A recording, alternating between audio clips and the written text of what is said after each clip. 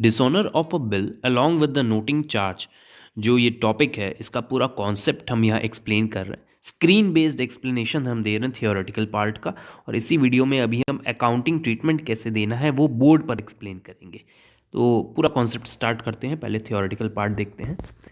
Dishonour of a bill, तो dishonour क्या होता है? When the drawee, a person who is liable to pay, is not able to make the payment on the date of maturity of a bill is said to be dishonored.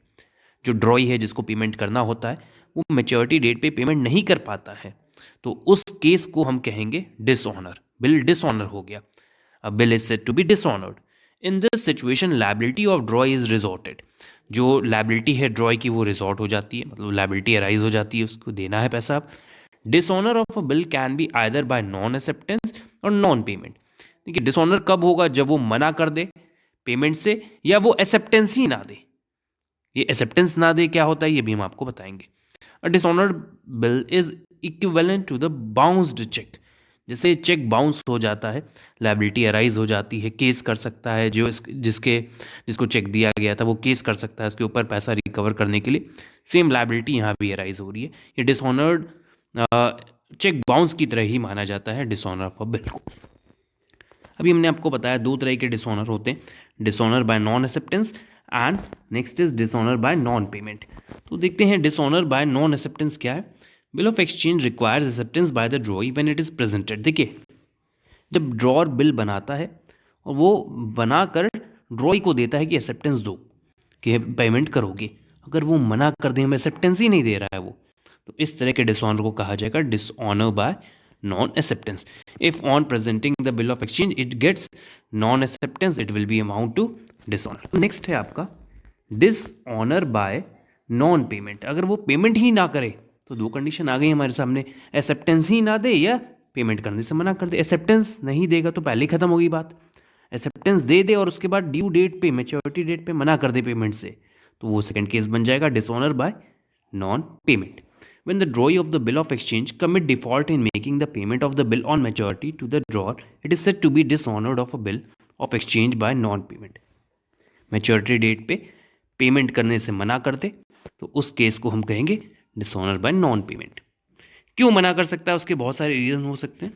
तो reason are possible reasons why the bill is dishonoured by non payment. तो first reason है due to insufficient funds in the drawee's account. Drawee's account के पास पैसा ही नहीं है उतना देने के लिए, तो ये डिसऑनर हो जाएगा। The drawee is unable to pay because of insolvency. Insolvent हो गया मतलब वो दिवालिया हो गया, एक तरह से उसका बिजनेस ही बिक गया, खत्म हो गया बिजनेस, तो वो इंसॉल्वेंट हो गया उस केस में, तो वो इस रीजन की वजह से भी वो पेमेंट नहीं कर सकता है। तो ये एक रीजन अराइज हो सकता है। The drawee simply does not want to pay. अगर वो चाहता है कि नहीं पेमेंट करना है तब तो कोई रोक ही नहीं सकता। तो थ्री रीजन हो सकते हैं नॉन पेमेंट के। When the bill get dishonoured, entries that were made at the time of receipt of a bill are reversed. जब हम बिल को इशू करते हैं एक्सेप्टेंस के लेने के लिए, ड्रॉ करता है ड्रॉअर, तो उसी की रिवर्स एंट्री कर दी जाती है डिसऑनर में। कैसे एंट्री होगी वही अभी हम आपको बोर्ड पर अकाउंटिंग ट्रीटमेंट समझाएंगे। ये तो हो गया हमारा डिसऑनर बाय नॉन पेमेंट। जब बिल डिसऑनर होता है तो ड्रॉअर के पास एक राइट होता है कि वो बिल को कोर्ट में ले जाके प्रेजेंट करे और पैसा अपना रिकवर करे। तो वहाँ पर एक नोटिंग चार्ज करके टॉपिक अराइज होता है, एक कॉन्सेप्ट आता है, तो उसको समझना ज़रूरी है।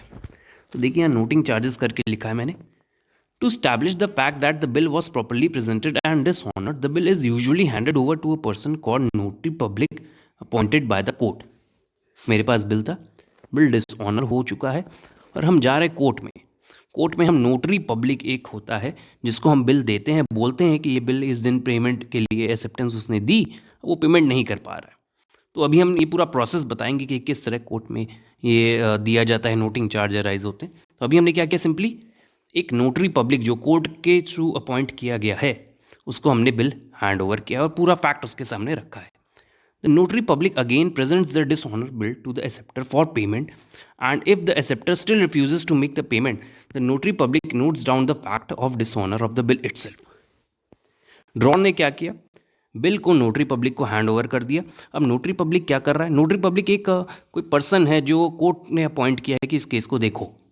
तो नोटरी पब्लिक क्या करेगा, अपनी तरफ से जाएगा बिल लेकर, ड्रॉई के पास कि पेमेंट दे रहे हो कि नहीं, ये हम कोर्ट की तरफ से आए, आप पेमेंट कर रहे हैं कि नहीं, तो ये उससे बोलेगा। अगर तब भी वो मना कर दे, तब क्या करेगा नोटरी पब्लिक, इस फैक्ट को रिकॉर्ड करेगा, एक रिपोर्ट बनाएगा इसकी। आगे देखते हैं क्या दिया हुआ है।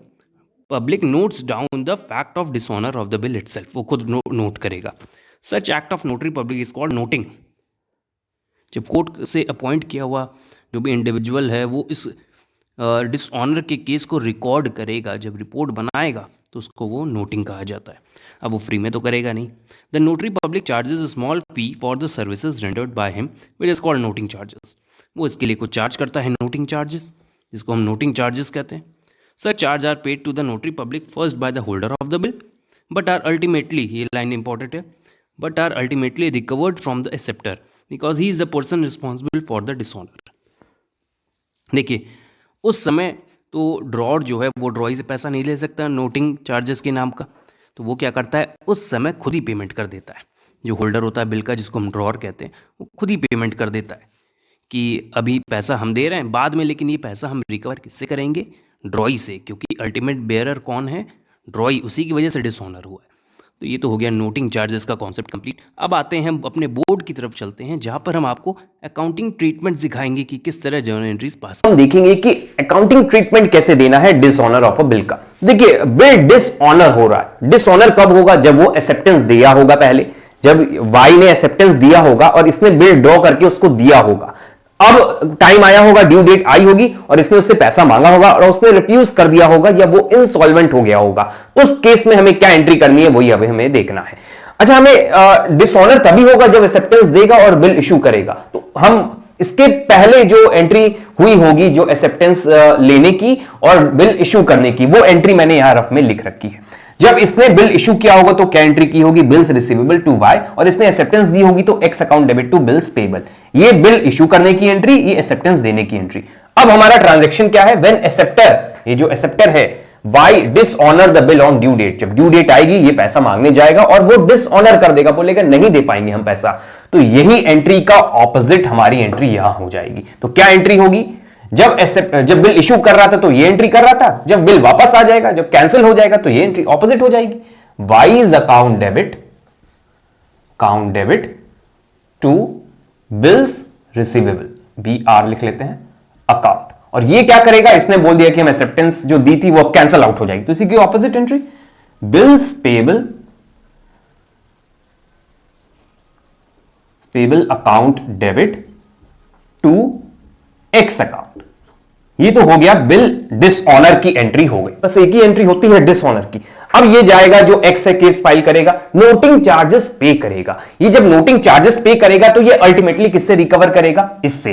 तो पहले तो ये पेमेंट करेगा नोटिंग चार्जेस का, क्योंकि कोर्ट में जाएगा तो ये तो बोलेगा नहीं एक्स को वाई से हम पैसा लेकर उनको देंगे, तो उस समय तो ऑटोमेटिक, उस समय तुरंत वो कोर्ट को पैसा दे देगा। तो उसकी एंट्री हमें करनी होगी Y's account debit to cash. ये अपनी बुक में क्या लिखेगा कि हमको वाई से पैसा लेना है, उसकी एंट्री कर देगा Y's account debit to cash. एक तरह से उसको डेटर बना दिया। देखिए वाई से इसको रिकवर करना है, किस चीज का पैसा है, नोटिंग चार्जेस का ये पैसा है। ये तो कोर्ट में पैसा दे देगा, लेकिन ये चार्ज किसका है, किसकी वजह से अराइज हुआ, because of Y, because Y ने डिसऑनर किया। तो ये Y's account debit to cash entry कर लेगा कि ये जो कैश इसने पेमेंट किया है ये वाई से रिकवर किया जाएगा। और ये अपने बुक में क्या एंट्री करेगा कि हमें देना है नोटिंग चार्जेस, तो नोटिंग चार्जेस अकाउंट डेबिट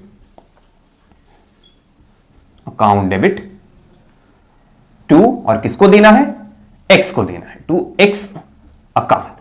तो ये तो एंट्री हो गई डिसऑनर की, और ये एंट्री हो गई हमारी नोटिंग चार्जेस की।